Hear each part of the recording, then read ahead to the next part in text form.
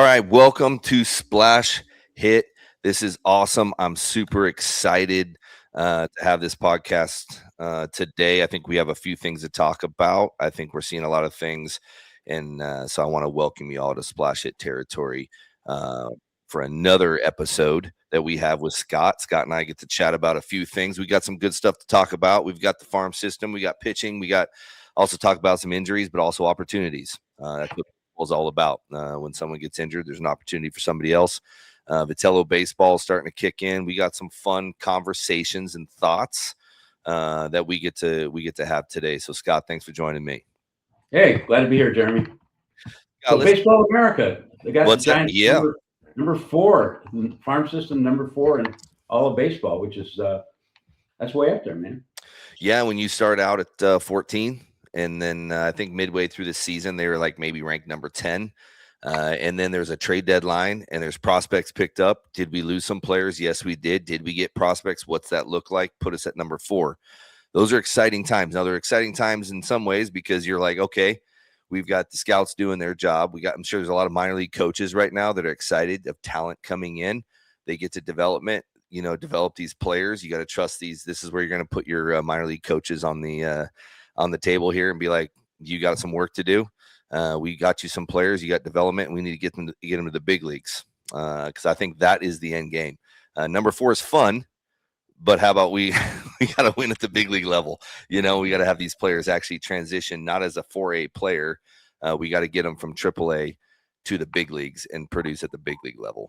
Yeah. Unfortunately for some fans who are eager, and probably most fans are eager to see the Giants improve in a hurry, most of these top guys, most of the 5 or 6 top Giants prospects are younger guys and project out to maybe 2-3 years down the road. Very few of them projecting out to next year, including like Jackson Flora. Could show up at the end of next year or something like that, but kind of unlikely he's going to be in the mix from the beginning. So these are all kind of down the road guys, but still, it's, why not get excited? And I see that one of the Baseball America reporters projected possibility that the Giants within 6 months or so could be the number 1 farm system in all of baseball. So it's legit. The excitement is legit, and the guys are there. So yeah, and it's a good situation because the problem what I've heard plenty of times, and it's what happens when teams are bad, is like we got to rebuild. I do not love the rebuilding situation. Most good teams will eventually have to go through it, but a lot of good teams don't ever talk about rebuild. They talk about restructuring, or they talk about, hey, we're just going to go buy it, right? We're not going to rebuild. We're going to go buy somebody. We're going to try to figure out a way to market, put together a package for these guys in the offseason to convince them to come play for us at the big league level, make an impact right away. I think the Giants are in both end. I think they need to do that. I think they need to start figuring out how to market this team to get some impact guys to come in and affect the big leagues pretty quick. Because I do not think number 4 is awesome. It's great, possibly number 1, but all that does is tell you that number 1, like till like 2028, 2029, like when are we going to see these guys impacting? So that's what puts fans a lot of times in limbo. And I think you have both. I think you have, when you see some of these teams that say we're rebuilding, they don't have good farm systems. Rebuilding, that you're going to be rebuilding for years if you don't have good farm systems. So we do have a good farm system. Buster and his guys are getting, Jeremy and all these guys and these scouts are all trying to figure out a way to get their farm system development. So we have hope, because when I look down there in AAA, AA right now, not seeing, there's a couple, but I wouldn't say that there's, some impact guys yet, or they haven't shown it to where it's convincing me they're ready for the big league. So I think that you have a both end situation with this scenario. Yeah. Don't forget my guy, Parks Harbor, who I keep talking about, even though I never laid eyes on the guy, but still I checked. He hit a double yesterday. He's tearing up the PCL, and again, we won't see him this year, but maybe next year we'll see him. And also, and you want those surprise guys, Scott, right? You want those guys that, those guys that lead. We talk about all these other prospects. We're going to talk about Flora. We're going to talk about Joshua Gonzalez. We're going to talk about Luis Hernandez and Ramon Marquez and all these guys, these infielders. But there's always that guy that's like, yeah, you can talk about all them, and that other guy's going to sneak in over here, and he could be an impact guy, and he's putting up the numbers. And those kind of guys are good for me because they understand that, hey, they don't get credit all the time. Maybe they don't get talked about. they just go out and grind. They go out and just play baseball. And those are the kind of guys I think the Giants also love. Yeah, I agree with you. You've mentioned this before, Jeremy, that it's probably not proper to call this a total rebuild. And I know the Giants like the brass, Buster, and all the guys like to avoid that term for a lot of reasons. And it's probably true. It's probably not a complete rebuild. And we're just talking about words and everything. But it's whatever they're doing, it seems to be on the right track. It seems to be very encouraging. And they still have the old three guys that Devers and Chapman and Willie to deal with. Although Devers isn't that old, but those guys are still in the mix. So it's not clean. It's not a rebuild. It's a retool. It's a restructure. Whatever it is, it seems to be going in the right direction now. That's the impression I get. Yeah, and there's some impact, and you're starting to see it. But when we talk about rebuilds, we talk about this Gonzalez and Hernandez, these kids down there, these huge international infielders, right? These guys that are gonna, come in and they're gonna have high impact. They're on their way, but they're not here yet. But in that situation, let's talk about infielders. We've got injuries. We've got people that are actually going to get opportunity. And when you have injury, you have opportunity. And I've always said that with guys, like when they get hurt. You know what? They're going to come back and impact team. We got to have Adames back. A good team is going to have a good, healthy Adames. We know that he's got power. He's got unbelievable glove work. He can take good routes when he's not injured. It seems like he's being hampered right now, but there's opportunity now. So this is a team that's whatever million games out of first place, and you don't have to have Adames there, right? I don't have to push him through injury. I don't need to do that. So if that's what is happening, hey, I need you to sit down, and I know you love to play, and maybe you're that guy that's like, no, I'm getting paid.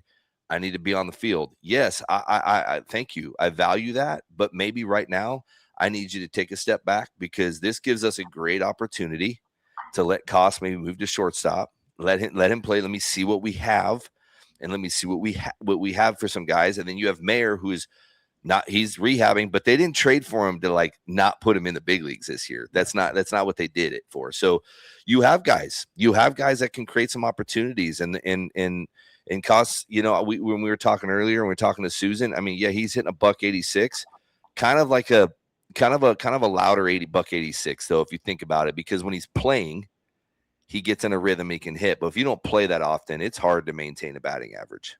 Yeah, and he looks to me very comfortable out there. He looks graceful at third base. He made that nice heads up double play with Adames and everything at second base last night. He's 28 years old, and maybe it's his time. Maybe he's emerging. He seems to know how to play, and this could be his time. Yeah, and let him have a chance. Hey, give me 2 months. Give me the next 2 months. Play where we need you. Give me a third. Give me short. Give me some. I just need to see what I have, because at 28, a lot of guys. I remember when I was coming up, and granted, I came up real early, and thankfully, I never got sent back, which is just not normal in this day and age of a game. But I told myself at 28, if I'm not there, I mean, unless I'm a career minor leaguer, which there are some of those, but not many can handle that lifestyle. That's a tough life. Hey, at 28, I got to decide if I'm going to keep going or not. So I look at Koss. I don't know how he is personality that way, but 28, to me, you either have it or you don't, right? You either can be in the big leagues or you can't be in the big leagues. And the Giants got to be thinking that too. Correct. They got to be giving him a shot now. This has got to be his shot. This is not a 23-year-old or whatever. So this is his time. And he's liked.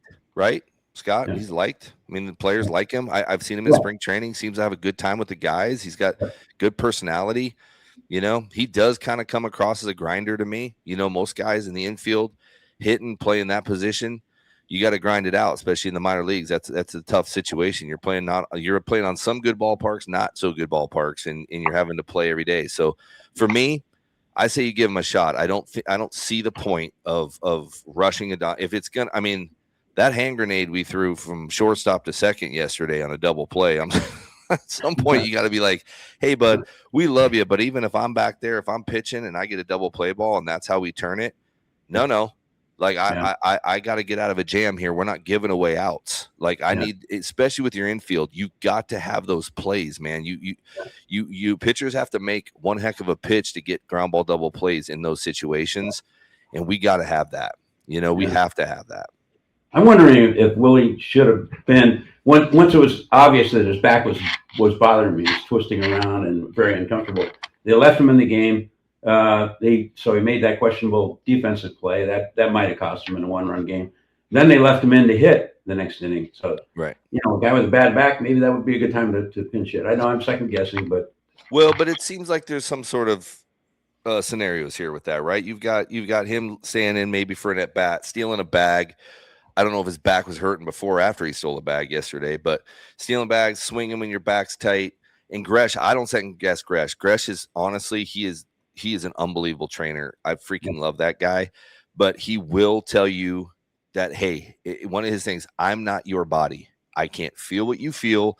I don't understand. Also, I'm a guy that's like, hey, I understand that, Dave's going to be, there's a difference between playing with some pain and feeling hurt a little bit and then playing with injury. There's two different things for a ball player. Our bodies never feel good. I don't think I felt good for 10 of the 14 years. I mean, maybe when I was younger, I felt good, but I didn't really feel good a whole lot, So, and you get your adrenaline going, you get your body moving. So these guys, and Gresh understands that. So he'll tell you, you got to be honest with me. I ran the stop sign a ton of times. I said, I'm fine. Then finally I tore my groin off my bone. I blew out all my obliques because I just wouldn't tell them that I was not feeling good, right? And he has to only go with what you can tell him. So I don't know what Adames is telling him. We got Susak playing 2 extra innings on a broken kneecap or whatever. That's too long, but I don't want to put it on the trainers. I put it on the player. You have to speak up. Is this enough or is it not? And if it's enough, Dave, they can all do their freaking work there, man. He's got a great training staff. He does. He has a great group of guys there that have been there for years. If you let them know, they'll fix you. If you don't let them know, they're going to expect you to play. That's part of their responsibility they're putting on guys. So would this be a situation where maybe the manager or the trainer or both of them would hold a team meeting and say, here's the deal, guys. We love the gamers. We like the guys that want to play through the little hurts and stuff. We're all hurt and all this stuff. But, be true to yourself and the team. And when it's time to take a seat for a game or two, you got to do it. Yeah, I want to talk more about that. I want to talk a little bit more about the pitching too. I think we've got some stuff we want to talk about, but first we got to have a word from our sponsor here. Science experiment for the 1 minute we have to tell you about why we love Quince electrolytes, including watermelon salt, raspberry salt, and I'm holding a citrus salt. Just opened it. I'm going to pour some powder into my water, shake it up. And AJ, why do you love it? I love Quince because after a long night out, a long day at the gym, a long walk in this Florida humidity, it tastes great and it gives me all the electrolytes I need. Why? Sugar-free, stevia-free, keto-approved, and tastes sweet because of that delicious fermented rice. It does taste really good. I'm drinking it right now while we talk about it. It's also made in the USA, rigorously third-party tested. Give your body what it really needs to stay hydrated. Go to quince.com/foul for free shipping on your order and 365-day returns. That's QUINCE.com/FOUL for free shipping and 365-day returns. Quince.com/foul. These statements have not been evaluated by the Food and Drug Administration. This product is not intended to diagnose, treat, cure, or prevent any disease. Yeah, maybe we should just tell guys to drink that and hydrate. They wouldn't be pulling stuff. That's what my wife, whenever we're feeling bad, my kids will be like, man, my leg hurts. She'll be drink more water. So, hydration's key. Man, I think what we are, and we don't need to necessarily pound on it. We understand. I think injury brings opportunity. I think that's what it does. They've got a perfect opportunity here to give guys a shot with some of these guys being hurt. No sense pushing some of these guys to causing further, stress on their bodies, especially with this season at 50 and 71. And also, I think Vitello, he wants to see some baseball. Show me how I can run a baseball game when I have healthy guys out there, and I'm asking them to play I need them to play. It's not like Adames isn't. It's just right now I don't think he can. So I think there is a difference from that, and I think that you'll answer a lot of questions for Vitello and his bench coach and his guys like that are out there saying, what do we have? What do we have for next year? This is a perfect opportunity to do it. There's no reason you shouldn't. Yeah. Tough spot for Tony, too. You got to acknowledge that the first-year manager, and that's part of the deal, coming out of college and everything, and having to deal with guys like Devers and Adames, that guys that want to play, And there's going to be clashes there. The manager's going to have to stand up sometimes, and get in these guys' faces, and that's maybe not that easy for first year guys. So Yeah. He's negotiating that definitely been battle tested. I can tell you that. I don't think that a first year manager, like what he's had to deal with in the environment that he had to deal with it in, and all the stuff coming at him and all the different scenarios. Just being there last weekend for the Wall of Fame for the 5 infielders. I'll be honest with you. I saw Tony the Duck. He smiles, put a smile on his face. How you doing? Has some energy, talks to you. I said, hey man, love to chat with you soon. He said, I'd love that. Like he's not playing the Debbie Downer guy. He's not playing the Debbie Downer. But what I do see from him is he's starting not to sugarcoat so much. I think at the beginning of the year, he's trying to protect the guys. He's like, stuff happens, blah, blah. Now he's, just his comment the other day on the growing pains. He's like, no, you can grow, you can have pain, but they don't need to be both at the same time. And we don't have to go through it. He said, I like it because now he's starting to hold the players accountable. It's not, I'm not going to keep covering for you. If this is how we're going to play, if we're going to drop fly balls because our sunglasses are on top of our head when they should be on our eyes, if we're going to, misplay stuff, I'm eventually just going to say, hey, it is what's happening, but it doesn't have to be happening. So someone needs to start taking a responsibility here and start getting out there and showing me you guys want to play baseball. And I like that about Tony. I think that he has seen it. He's tried to do it one way, it didn't work. Tried to do it another way, it didn't work. Tried to be real wordy with the media. That never works. I'll try to tell him that. And then, hey, now I'm going to do it my way. And man, I think this is going to help him. I know fans are frustrated, but I think this will be helping him in the long run.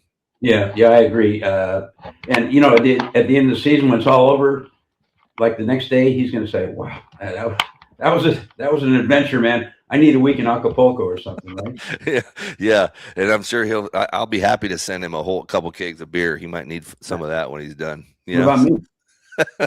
Well, you media might need it too. You guys, Susan, man, she's had to write like 7 stories a day. So I'm sure y'all are running gauntlets here. But let's talk about starting pitching, because yes, we've had struggles. Yet it didn't always work out. It didn't work out in a series win.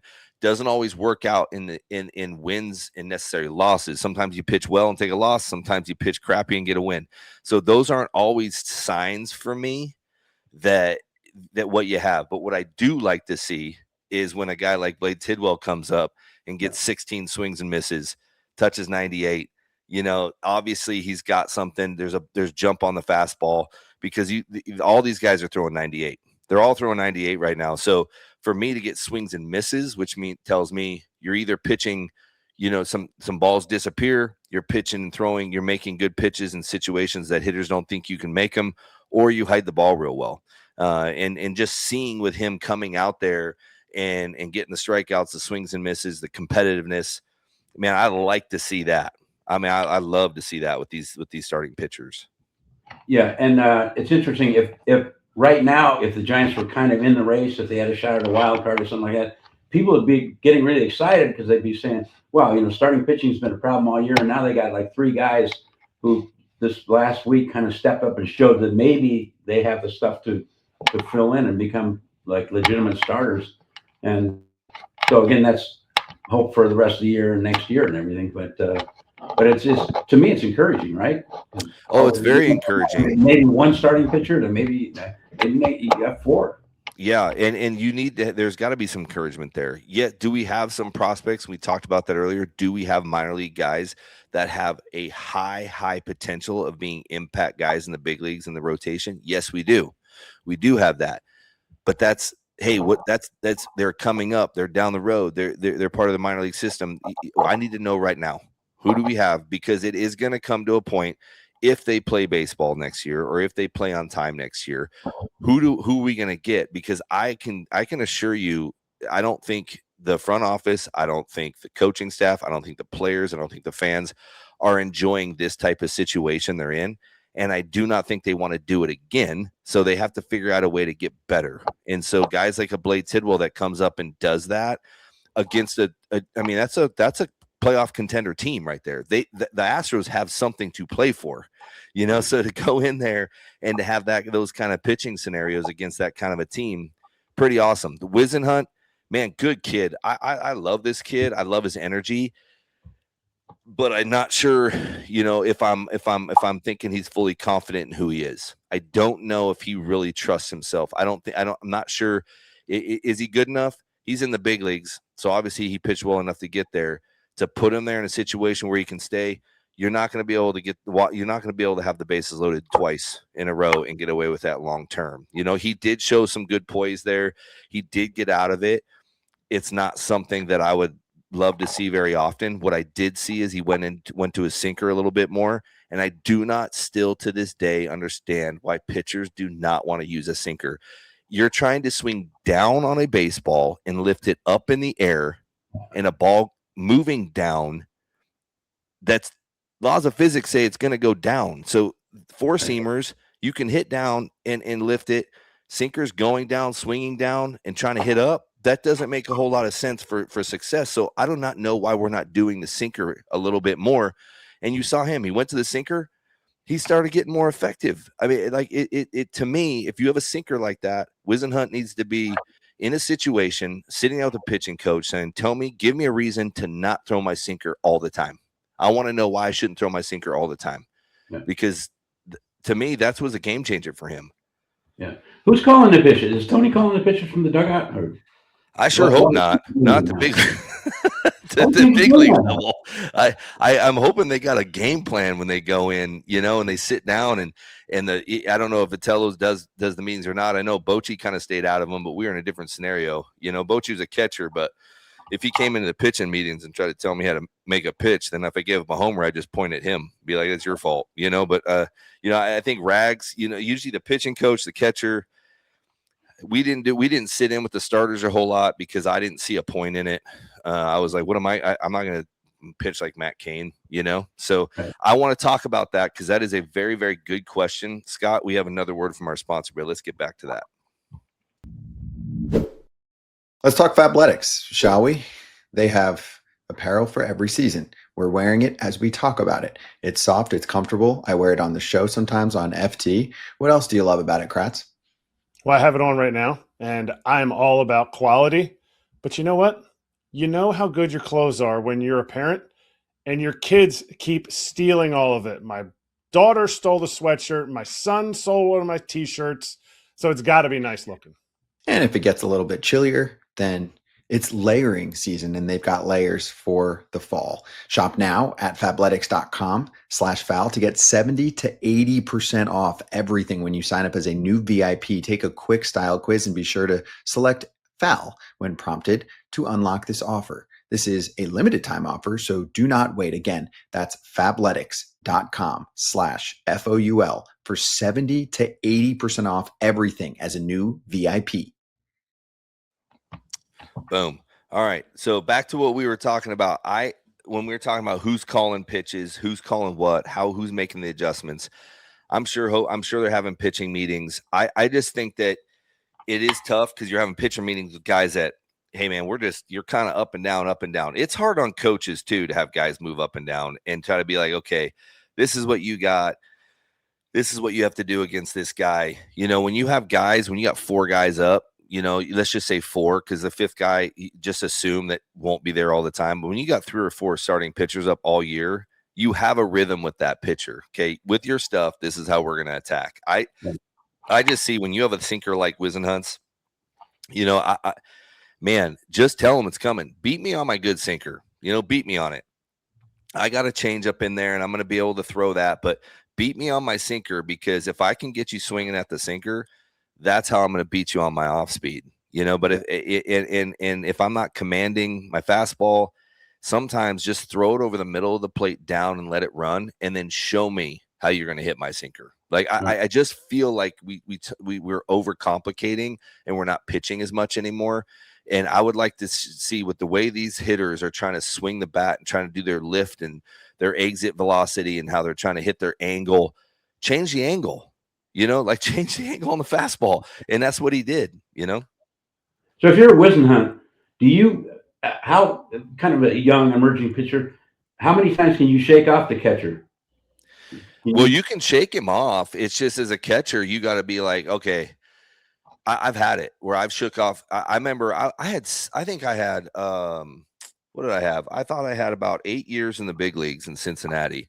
And I remember facing Rich Aurelio with the Giants when he was on the Giants. And I remember facing him in Colorado. I think it was the year before. And I threw him a curveball and he almost hit it out. I mean, he hit it to the warning track, should have gone out. I think he hit it for a double. And I remembered it, right? So I come into Cincinnati and Paul Bacco's back there. And he comes down, and before he puts a finger down, because I know he's calling a curveball, I shake him. And he looks at me. He's like, I didn't even call anything. So he comes running out. He comes running out. He's like, hey, you know something I don't, that you just shook me before I put a finger down and said, I know you're going to call a curveball. I don't want to throw a curveball. He's like, why not? I'm like, well, because I threw a curveball in Colorado, and it was a good curveball even for Colorado, and Richie sat on it. So I'm just thinking I'd rather not throw that. I think he's looking for that. And he goes back there and calls a fastball. I throw a fastball. Richie hits it for a homer. left center. He hits it over. And I look over at Bach. I look back at Paul, and I'm like, curveball? He's like, I catch, you pitch. And he put his mask back down. And I learned a lesson. Yes, you can shake, but man, know why you're shaking. And the catcher needs to run out there and be like, well, why? Why don't you want this pitch? Well, I'm thinking this. And the catchers, I don't care how young they are, they're behind the dish. They have a feel for the game. They understand what they're trying to do. And that's their job. And sometimes the pitcher's job, sometimes they outthink themselves. The catchers to go out there and be a therapist. Hey, I know you're outthinking yourself, but trust me, just get this pitch right here in this situation, and we'll get this guy. I know what you want to throw. We'll throw that if we have to. This is the pitch. Convince the pitcher. The catcher needs to run out and convince him. And they always say that. They say, well, the pitcher can shake. He can shake. He can. But if you're off, then you need to discuss it. And maybe that pitcher's feeling something, and the catcher can go ahead. Yeah, you know what? You've been throwing a heck of a game, dude.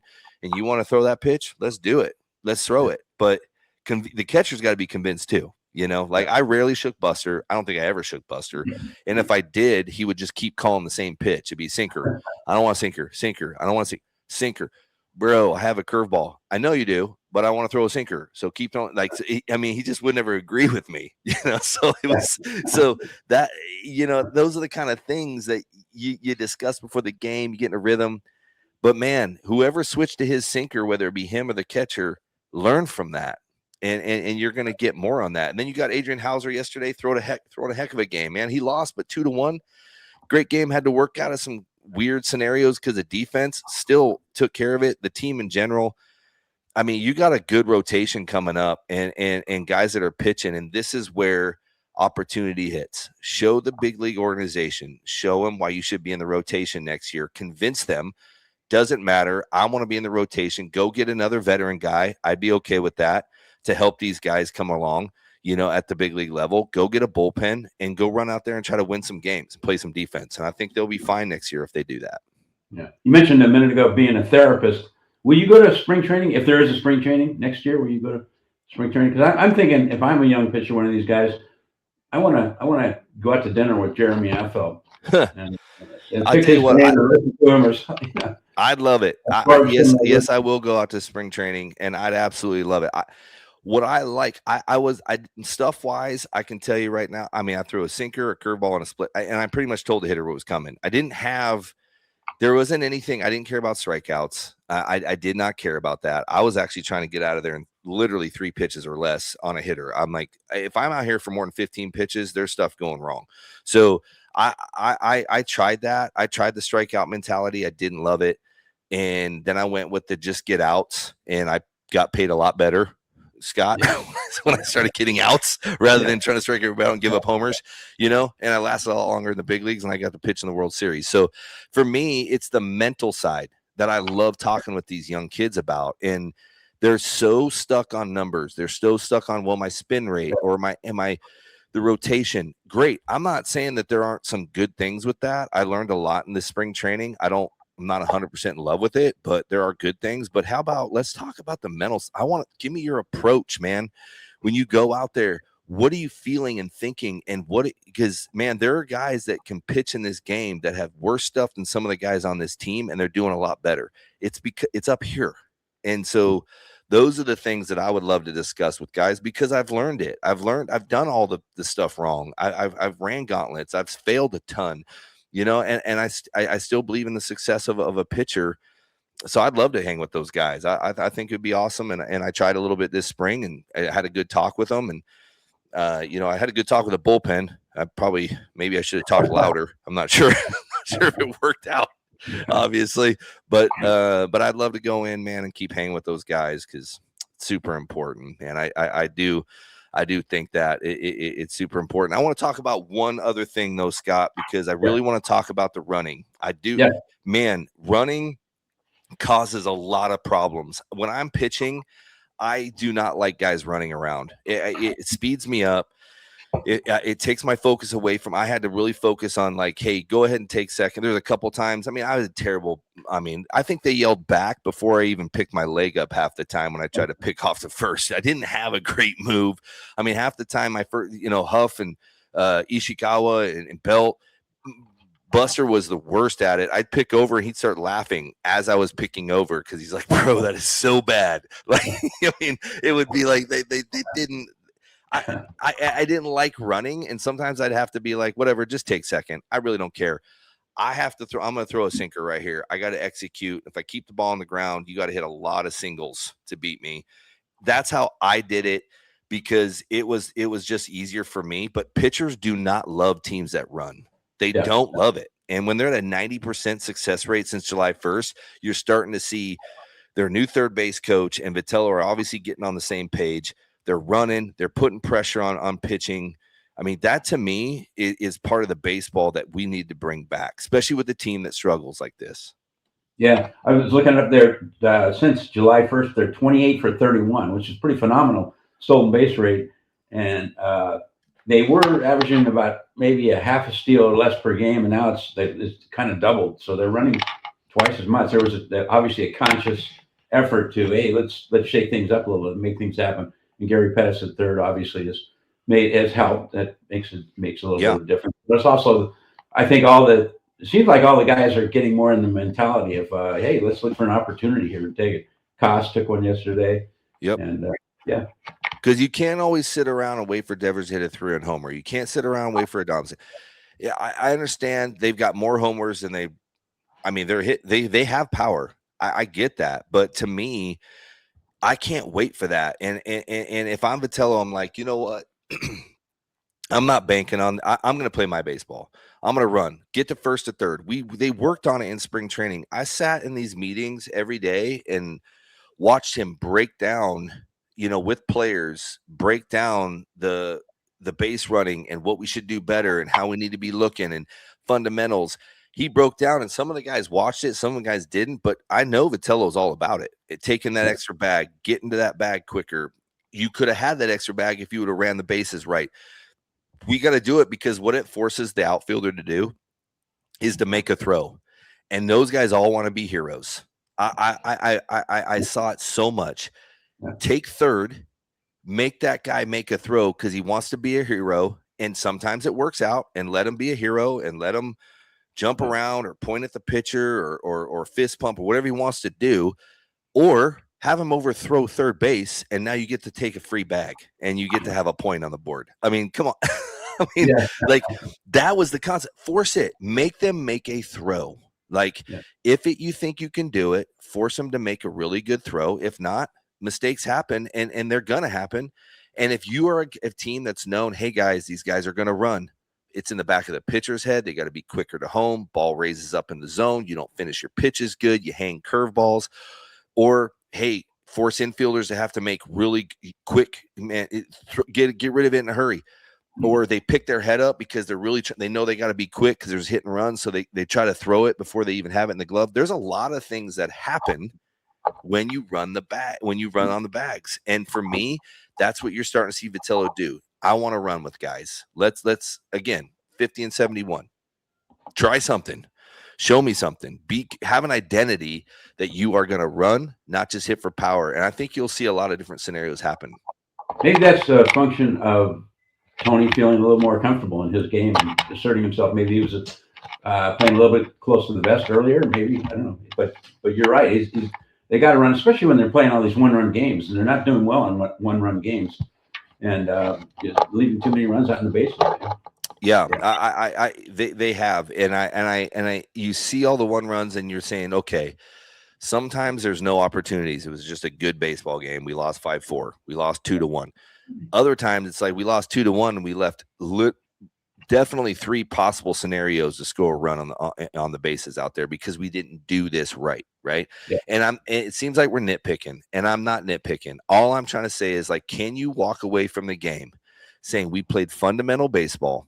We played it how it should have been played. We scrapped how we needed to scrap, get runs when we needed to get them, got dirty, played great defense, and made big pitches. Can we walk away saying that that's what we did? If we can do that, 5-4 loss, I'll tip my hat, get up, go at it again tomorrow. If you can't do that, then learn from it. Don't beat yourself up, but get better. And I think that that's what's so frustrating right now, that's happening. However, it doesn't mean that they're not playing good baseball. It's just a little frustrating that they're not ending up on that winning side of things, right? But there are still a lot of things to be happy. Like we talked about today, man. There are a lot of things, Scott, to be happy. You got the Tidwell, the Whisenhunt battle, the Eldridge homer, and Gilbert's starting to contribute a little bit more now, right? He's starting to show why they traded for him. You know, he's starting to get comfortable. They're running the base paths. There's a lot of good things that is happening with the Giants. I just think that sloppy baseball at times is honestly why they're 50-71. Like it's just sloppy at times. And it's like they play unbelievable. This weekend, Friday was a great baseball game. And Saturday was like bad news bears out there. Like it was like, what just happened? And you saw it yesterday with some of the stuff that they were losing it in the sun and tough. Is it tough to play day games in San Francisco? Yes and no. You know, it is, but they're big leaguers. You should know keep the glove up there, man. Yeah. And maybe I'll tell you, I don't know what they're doing. I have no idea. So I can't say they are or aren't. So I'm not going to, but I know Roberto Kelly had those outfielders out there. So every day hitting pop-ups into the sun.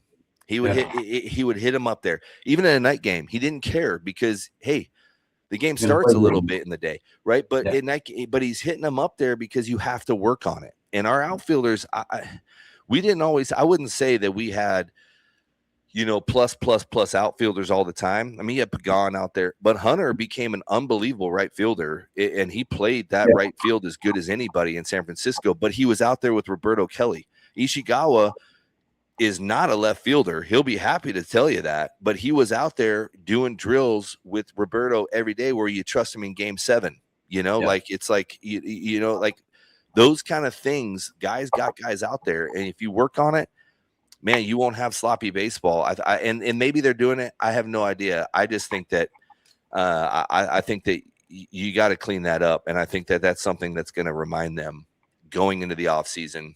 We have to, and I think Vitello, that was his first spring training. He's taking notes.